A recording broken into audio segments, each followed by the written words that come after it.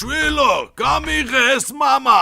არ გაგიღებ, დედამ მითხრა უცხო სახლში არ შემოუშვა. მამა, ახლა რა ელოდება ბაბუს? არინევრულო შვილო, ბაბუა შენი კარგი კაცი იყო. მას იქ ზემოთ ყველაფერი კარგი ელოდება. ნახეთ კიდევ ერთი უვარგისი, ვინც ეთლის გარეშე დაგრძალეს.